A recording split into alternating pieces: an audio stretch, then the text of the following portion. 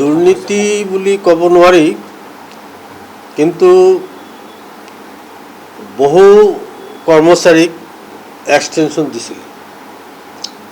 এজন দুজন নহয়, বহু কেইজন। গতিকে এইটো একচুৱেলি ভাল কাম কৰা নাই। গতিকে বৰ্তমানৰ অধ্যক্ষগৰাকীয়ে লগে লগে তাৎক্ষণিকভাৱে কাৰ্যকৰী হোৱাকৈ সেইবিলাক কামৰ পৰা অব্যাহতি দিছে, ভাল পাইছে। কাৰণ নতুন মানুহ চান্স পাব লাগে।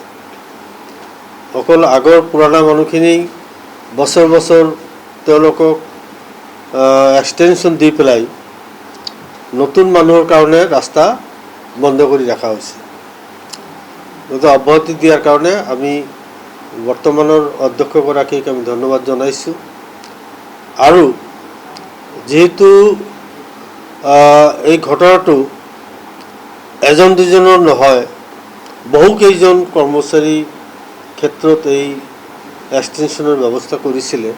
গতিকে এই ক্ষেত্ৰত মুখ্যমন্ত্ৰীয়ে হস্তক্ষেপ কৰি এটা তদন্ত কৰা উচিত বুলি মই ভাবোঁ। আৰু এটা কথা, 2000 টকা প্লেটৰ মানে খানাৰ প্লেট 2000 টকা, ফুলৰ কেলেংকাৰী হৈছে, যথেষ্ট কেলেংকাৰী হোৱাৰ অভিযোগ উঠিছে। এই ক্ষেত্ৰত কি কয়? কেৱল আমি মুখ্যমন্ত্ৰীৰ হস্তক্ষেপ বিচাৰিছোঁ। আপুনি কৈছে দুৰ্নীতি নহয়, কিন্তু বহুত কোটি কোটি টকাৰ হৰা। মই ক'ব নোৱাৰোঁ বুলি কৈছোঁ, যিহেতু মই জ্ঞাত নহয়। দুৰ্নীতি নোহোৱা বুলি মই কোৱা নাই, হোৱা বুলিও মই নাজানো। তো গতিকে এইটো এটা তদন্ত কৰিলে ওলাই পৰিব দুৰ্নীতি হৈছে নে নাই। তদন্ত এটা হ'ব লাগে।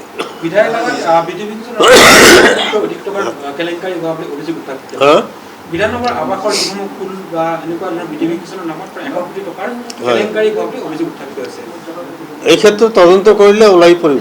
কি তদন্ত বিচাৰে? মুখ্যমন্ত্ৰী এটা তদন্ত কৰিব লাগে।